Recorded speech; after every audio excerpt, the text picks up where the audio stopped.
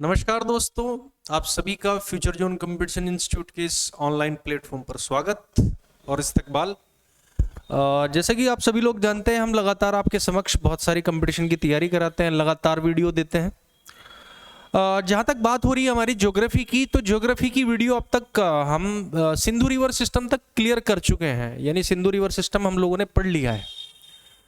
अब बात करते हैं गंगा रिवर सिस्टम की। जैसे कि मेरे पीछे आप देख सकते हैं गंगा नदी तंत्र, तो गंगे रिवर सिस्टम को एक बार हम पढ़ लेते हैं और इससे भी रिलेटेड बहुत सारे सवाल पूछ लेते हैं एग्जाम में। सीधा सीधा एग्जाम में कैसे सवाल पूछते हैं वो तो आप जानते ही हैं, बहुत सारे कंपटीशन एग्जाम आपने देखे भी होंगे। और कुछ बेसिक से फैक्ट्स के बारे में मैं इसके जानकारी देना चाहता हूं, जो गंगा रिवर सिस्टम के बेसिक फैक्ट्स हैं। तो चलिए फिर शुरुआत करते हैं इस वीडियो की। तो गंगा रिवर सिस्टम यानी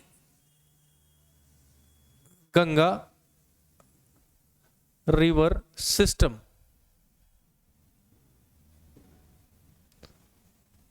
पहले तो मैं इसके बारे में, ऐसा नहीं है कि मैं बहुत सारे लोगों ने ऑलरेडी ये वीडियो बनाई होगी गंगा रिवर सिस्टम के बारे में। मैं ऐसा नहीं है कि कुछ अलग से आपको जानकारी दूंगा, लेकिन कुछ फैक्चुअल बेसिस यानी कुछ फैक्चुअल फैक्ट्स की आपको कुछ जानकारी जरूर दूंगा। गंगा रिवर सिस्टम का ओरिजिन कहां से, मतलब गंगा का ओरिजिन कहां से हो रहा है? इसका ओरिजिन हो रहा है गंगोत्री ग्लेशियर से। लेकिन वहां पर इसको गंगा के नाम से नहीं जाना जाता, वहां पर इसको भगीरथी के नाम से जाना जाता है, या भगीरथी के नाम से ही जाना जाता है। ठीक है साहब, आगे बात करते हैं गंगोत्री ग्लेशियर से। हिंदी में भी लिख लेता हूं एक बार।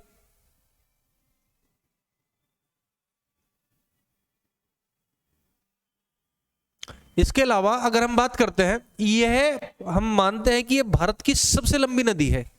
It is the longest river of India. क्यों मानी जाती है भारत की लंबी? क्योंकि इसकी लंबाई काफी है। कितनी है? 25 किलोमीटर, यानी 2525 किलोमीटर के आसपास इसकी लंबाई मानी जाती है। और क्या खास बात है? और लंबी है तो जाहिर सी बात है कि ये भारत के बहुत सारे स्टेट से होकर गुजरेगी भी। तो देख लेते हैं कौन कौन से स्टेट से होकर गुजरेगी। ये भारत के, एक तो यूके यानी उत्तराखंड से होकर जाएगी, वहां से तो निकल रही है, प्लस उसके बाद अपना यूपी, फिर उसके बाद बिहार, फिर उसके, ये शॉर्ट फॉर्म में लिख दिया है मैंने, आप इसको समझ सकते हैं इजिली। फिर उसके बाद झारखंड, यस झारखंड से भी होकर जाएगी। कौन से इलाके से जाएगी झारखंड के? जरा कमेंट सेक्शन में बताना एक बार। चलिए फिर भी मैं वैसे बता देता हूं, झारखंड के ये साहबगंज इलाके से होकर जाती है। फिर उसके बाद वेस्ट बंगाल से होकर जाती है ये, और फिर उसके बाद कहां चली जाती है? बांग्लादेश,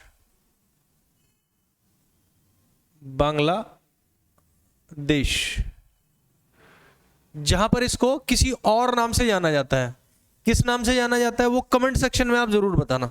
देखो ये चीजें तो आपको करनी होगी। बांग्लादेश में गंगा को किस नाम से जाना जाता है, और ब्रह्मपुत्र नदी इसमें अगर मिल जाती है तब इसको किस नाम से जाना जाता है, ये जरूर कमेंट सेक्शन में बताएं दोस्तों। खैर, ये तो था इसका। कितने स्टेटों में जा रही है वैसे ये? 1 2 3 4 5 स्टेट तो भारत के और बांग्लादेश। और इसका पानी कितने एरिया से होकर बहता है? इसका जो वाटर है वो कितने एरिया से होकर बहता है? लगभग 15 स्टेट्स को पानी जाता है। यानी अगर मैं बात करता हूं इसके अपवाह तंत्र की,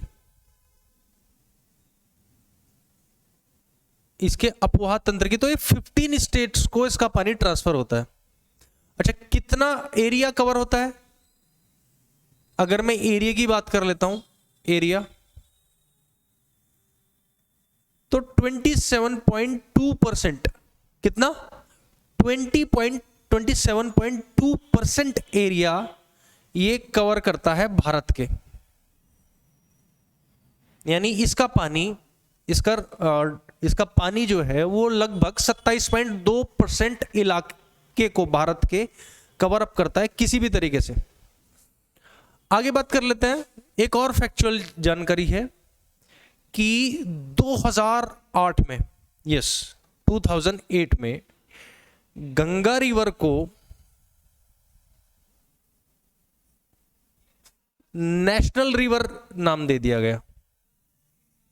नेशनल रिवर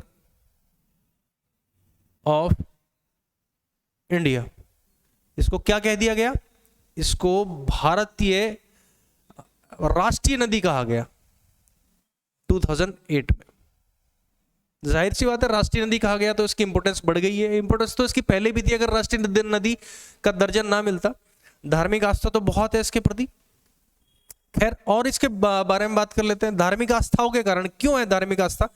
एक तो इसका पानी कभी खराब नहीं होता, ये भी मान लिया जाता है। अच्छा, इसका पानी खराब ना होना, इसके पीछे क्या कारण है? पानी खराब ना होने के पीछे क्या लॉजिक बनता है? वो लॉजिक ये है कि इसके पानी में एक वायरस पाया जाता है। क्या पाया जाता है? एक वायरस। इस वायरस का नाम क्या है? बैक्टीरियोफेज। बैक्टीरियोफेज।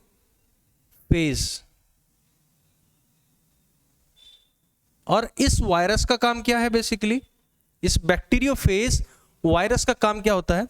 इस वायरस का काम होता है to killing the bacteria. To killing the bacteria यानी बैक्टीरिया को खत्म करना। पानी में उत्पन्न हुए अनायास ही या फिर ह्यूमन टेंडेंसी के कारण अनायास ही उत्पन्न हुए जो बैक्टीरियाज हैं उनको किलिंग करना, जिसकी वजह से इसकी प्योरिटी बढ़ जाती है। प्योरिटी मतलब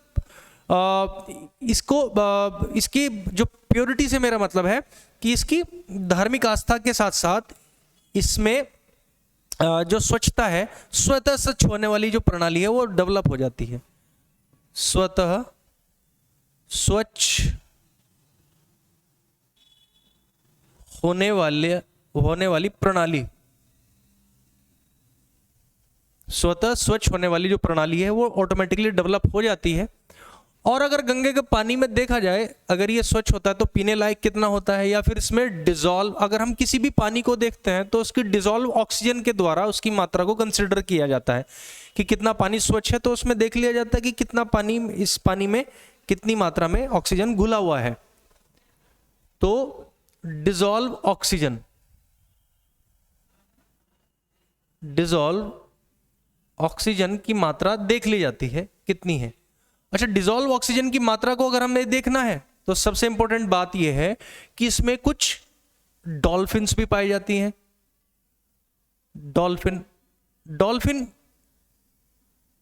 ऐसे पानी में रहती हैं, हमेशा स्वच्छ पानी की जो डॉल्फिन होती है ऐसे पानी में रहती है जिसमें पानी में ऑटोमेटिकली ही ऑक्सीजन की मात्रा रिच होती है। उस पानी में ही रहती है जिसमें ऑक्सीजन की मात्रा क्या होती है? रिच होती है। तो ऐसे पानी में तो डिजॉल्व ऑक्सीजन रहती है। और डॉल्फिन की वजह से ही, डॉल्फिन रहती इस वजह से है क्योंकि इसमें बहुत ज्यादा अच्छे क्वालिटी में क्या पाया जाता है? स्वच्छ ऑक्सीजन भी पाया जाता है और वो साफ पानी भी पाया जाता है। लेकिन थोड़ा थोड़ा जैसे ही शहरी मैदानी इलाके में बढ़ते हैं हम लोग, तो क्या हो जाता है? गंगा का पानी थोड़ा सा गंगा का पानी थोड़ा सा गंदा होता चला जाता है। तो ये कुछ इसके बारे में फैक्चुअल जानकारी थी जिसके बारे में मैंने आपको बताने की कोशिश की है। अब इसके बारे में मैं गंगा में मिलने वाली नदियां और इससे प्रभावित होने वाले जो स्टेट्स हैं और इसमें कौन कौन सी नदियां आकर मिलती हैं वो मैं आपको एक मैप के जरिए बताना चाहूँगा। मैप बना दूंगा और उसके अकॉर्डिंग हम लोग क्या करते हैं? इसको पढ़ने की कोशिश करते हैं और इससे होने वाले एग्जाम में जो आने वाले क्वेश्चन हैं उनको लगाने की कोशिश करते हैं। तो चलिए फिर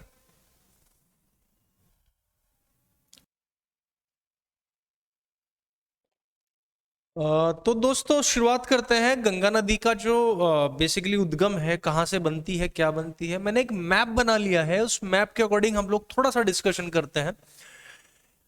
देखिए दोस्तों, एक नदी आती है पहले, धौली गंगा। बहुत महत्वपूर्ण नदी है धौली गंगा। जो कि नीति घाटी से आती है। कहां से? नीति घाटी से। नीति घाटी से निकलती है और इसके साथ आगे जब बढ़ती है तो इसके साथ एक और नदी जिसका नाम है अलकनंदा। जिसका क्या नाम है? अलकनंदा। अलकनंदा कहां से निकलती है साहब? अलकनंदा कहां से निकलती है?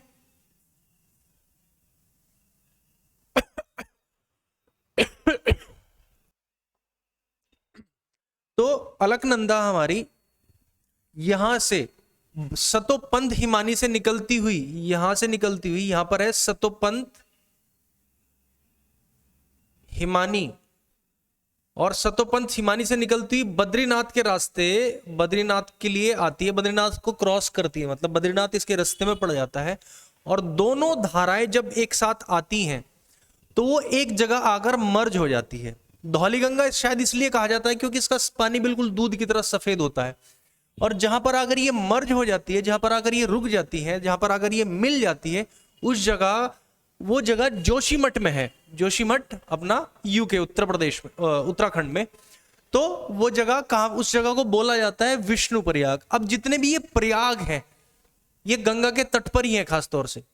अब देखिएगा कितने प्रयाग हैं और इनकी जो इनका महत्वपूर्ण स्थल है, जो इनकी महत्व, जो इनका पौराणिक महत्व है वो बहुत ज्यादा भी है और धार्मिक आस्था भी बहुत ज्यादा है। तो विष्णु प्रयाग सबसे ऊपर आता है हमारा विष्णु प्रयाग, यानी सबसे महत्वपूर्ण जो ऊपर, जहां पर दो नदियां मिक्स होती हैं। पहली कौन सी? सतोपंथ हिमानी से अलकनंदा निकलती है और दूसरी धौलीगंगा जो नीति घाटी से निकलती है, आकर वो विष्णु प्रयाग में मर्ज हो जाती है। फिर उसके बाद आती है एक नदी जो कि अलकनंदा, अभी ये अलकनंदा ही है। अलकनंदा में एक नदी मर्ज हो जाती है जिसका क्या नाम है?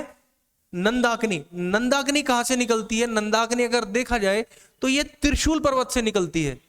त्रिशूल पर्वत यानी त्रिशूल ग्लेशियर है, वहां से निकलती है और कहां आकर मर्ज हो जाती है? सीधा ये मर्ज हो जाती है त्रिशूल पर्वत से निकलती हुई, पर्वत या ग्लेशियर से निकलती हुई सीधा मर्ज हो जाती है अलकनंदा में। अभी भी अलकनंदा का वर्चस्व कायम है। अभी भी नंदाकिनी के गिरने से इसका नाम बदला नहीं है। अभी भी किस नाम से जानी जाती है? अभी भी इसको अलकनंदा ही जानते हैं। आगे चल लेते हैं। आगे जैसे ये मूव करती है तो एक नदी और आकर गिर जाती है उसमें, जिसका नाम है पिंडारी नदी या पिंडार नदी। तो ये कहां से आती है? तो ये पिंडारी ग्लेशियर,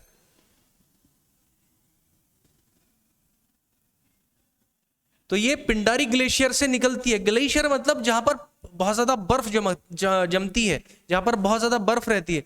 तो पिंडारी ग्लेशियर से जब ये आती है बहती हुई तो फिर से ये किस में मर्ज हो जाती है? जिसमें ये मर्ज हो जाती है वो फिर से अलकनंदा ही है। अब पिंडारी नदी जहां पर अलकनंदा से मर्ज हो जाती है उसको हम किस नाम से बोलते हैं? कर्णप्रयाग के नाम से जानते हैं। उसको हम किस नाम से जानते हैं? कर्णप्रयाग के नाम से जानते हैं। और नंदाकिनी ने जहां पर मर्ज हुई थी, नंदाकिनी जहां पर अलकनंदा से मर्ज हुई थी उसको नंद प्रयाग बोलते हैं, उसको नंद प्रयाग बोलते हैं। तो बात क्लियर हो गई, नंद प्रयाग, और जहां पर पिंडार नदी आकर मर्ज हुई है वो कर्ण प्रयाग। बात ठीक है जी, आगे बढ़ लेते हैं। इसके बाद हमारी एक नदी मंदाकिनी, कौन सी नदी? मंदाकिनी, जो कि चौराबाड़ी ग्लेशियर से निकलती है। कहां से निकलती है? चौराबाड़ी ग्लेशियर से होती है, केदारनाथ के रास्ते आती है। जैसे ये बद्रीनाथ से ये अपनी अलकनंदा आई थी, तो अब ये चौराबाड़ी ग्लेशियर से आती है तो ये केदारनाथ इसके रास्ते में पड़ता है। और ये मंदाकिनी नदी बड़े उफान से आती है, बड़े वेग से आती है और आकर कहां मिल जाती है? आकर ये अब भी अलकनंदा, अब भी इसका वर्चस्व कर्णप्रयाग में भी अलकनंदा के नाम से, ये ध्यान रखना जरा, अभी इसका नाम भी नहीं बदला, अब भी अलकनंदा में आकर मंदाकिनी मर्ज हो जाती है। तो अब इसका नाम, नदी का नाम अभी चेंज नहीं हुआ, लेकिन ये जहां पर मर्ज होते हैं वो बन जाता है रुद्रप्रयाग। वो क्या बन जाता है बच्चों? रुद्रप्रयाग बन जाता है। तो अब रुद्रप्रयाग में भी नदी को किस नाम से जाना जाता है दोस्तों? अब भी इसका नाम परिवर्तित नहीं हुआ, अभी भी इसका नाम किस नाम से जाना जा रहा है? अलकनंदा के नाम से जाना जा रहा है। लेकिन फिर से एक गंगोत्री ग्लेशियर, जो कि भगीरथ कहते हैं, बहुत सारे पुराणों में लिखा गया कि गंगा को कौन अवतरित करके लेकर आया था, तो ये कौन लेकर आया था गंगोत्री को? गंगोत्री को भगीरथ। भगीरथ जो इस नदी का नाम रखा गया है, जो गंगोत्री ग्लेशियर से निकलती है, उसका नाम भगीरथी रखा गया है, क्योंकि कुछ क्रेडिट तो भगवान भगीरथ को भी मिलना चाहिए था, जो कि बहुत बड़े संत बन गए थे। ठीक है, गंगोत्री ग्लेशियर आती है, ग्लेशियर से निकलती है अपनी भगीरथी नदी, और भगीरथी नदी आने के साथ साथ जब इसमें एक नदी मिल जाती है, क्या नाम है इसका, भिलांगना। भिलांगना, ये कहां से नदी आती है, ये खातलिंग ग्लेशियर से आती है, ये खातलिंग ग्लेशियर से अवतरित होती है, वहां से निकलती है और इसमें मिल जाती है, किसमें, भगीरथी नदी में। तो भगीरथी नदी में जहां ये मिलती है वो जगह का नाम है टिहरी। ठीक है सब, टिहरी में आकर ये मिल जाती है, और मिलने के बाद जब आगे बढ़ती है तो अभी भी इसका नाम भगीरथी ही है। और जब भगीरथी आगे जाती है तो ये एक जगह यानी अलकनंदा में आकर मिल जाती है, जिसका नाम है देवप्रयाग। ये बहुत इंपॉर्टेंट जगह है देवप्रयाग। और देवप्रयाग में मिलने के बाद अलकनंदा और भगीरथी दोनों ही अपना नाम बदल लेते हैं। अलकनंदा भी अपना नाम बदल लेती है और भगीरथी भी अपना नाम बदल जाती है। अब ये विश्व फेमस नदी बन जाती है, जिसका नाम है गंगा। तो ये गंगा मैया बन जाते हैं। ठीक है साहब, तो इस तरह ये गंगा मैया अब पहाड़ों से उतरकर कहां से आ गई है, ये आ गई है हमारे मैदानी इलाकों में, यानी हरिद्वार। यहां पर क्या पड़ता है, हरिद्वार। ठीक है साहब, तो हरिद्वार में वो आकर फ्लो होने लगती। अब देख लेते हैं कौन कौन से प्रयाग हैं। हमने कुछ प्रयाग पढ़े हैं। पहले पढ़ा था हमने नंद प्रयाग। नंद प्रयाग में बेसिकली क्या है, कौन कौन सी नदी आकर मिली थी, एक तो धौली गंगा और अलकनंदा। तो नंद प्रयाग में कौन सी है, धौली गंगा और अलकनंदा, ये वाली अलकनंदा और धौली गंगा आकर मिल रही है यहां पर। इसके अलावा फिर कर्णप्रयाग। कर्णप्रयाग में क्या स्थिति थी, कर्णप्रयाग में हमारी अलकनंदा प्लस अलकनंदा के साथ कौन सी नदी मिल रही थी, पिंडार नदी प्लस पिंडार नदी हो रही थी। तो ये कर्णप्रयाग था अपना। 2 प्रयाग हो गए। तीसरा प्रयाग रुद्रप्रयाग। रुद्रप्रयाग के बारे में डिस्कशन कर लेते हैं थोड़ा सा। तो रुद्रप्रयाग देखिए, अभी भी इसका नाम अलकनंदा है, अभी भी इसका वर्चस्व कायम है। अलकनंदा में कौन सी नदी आके मिली है, मंदाकिनी।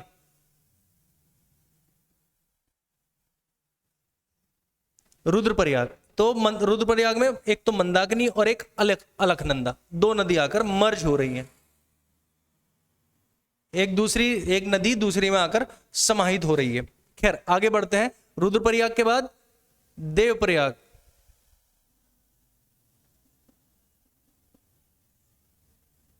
रुद्रप्रयाग के बाद देवप्रयाग। देवप्रयाग में एक तो भगीरथी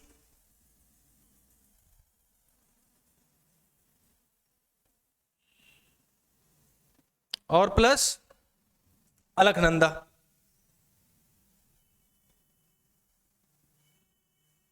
अलकनंदा आकर मर्ज हो रहे हैं।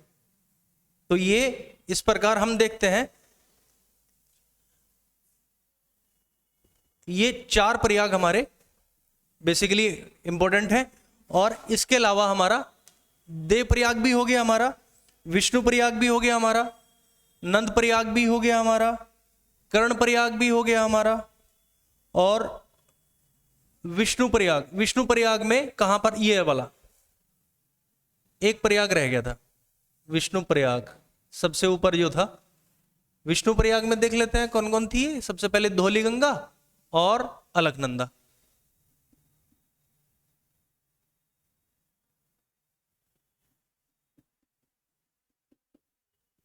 धौली गंगा प्लस अलकनंदा। तो मैंने कुछ शायद गलत लिख दिया है, धौली गंगा प्लस नंद प्रयाग में, अच्छा नंदाकिनी आना चाहिए था यहां पर, नंद प्रयाग में नंदाकिनी। नंदाग्नि प्लस अलकनंदा। ठीक है जी।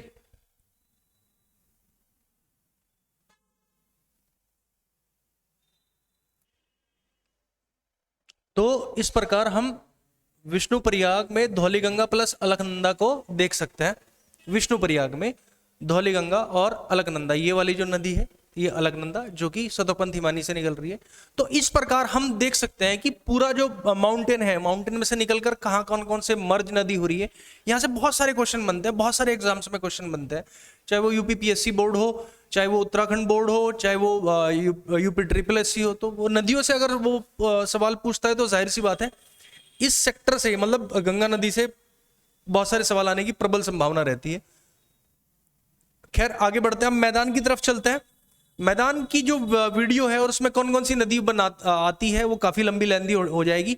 तो मैं गंगा नदी और मैदान में गंगा नदी में मर्ज होने वाली दाएं से और बाएं से नदी कौन कौन सी होगी, एक। दूसरी गंगा की सहायक नदी घाघरा, जो वॉल्यूम में सबसे बड़ी उसकी सहायक नदी है, वॉल्यूम मतलब सबसे ज्यादा पानी गिरता है, 2। और दूसरी इसकी नदी जो होगी यमुना, यमुना और गंगा, इन दोनों को मैं एक्सप्लेन करता हूं विद मैप नेक्स्ट वीडियो में दोस्तों। तो अगर ये वीडियो दोस्तों अगर अच्छी लगी हो तो आप इस वीडियो को लाइक जरूर कीजिएगा दोस्तों। जो चीज अच्छी लगती है ऑटोमेटिकली लाइक उसको कर दिया करते हैं। ठीक है दोस्तों, जय हिंद।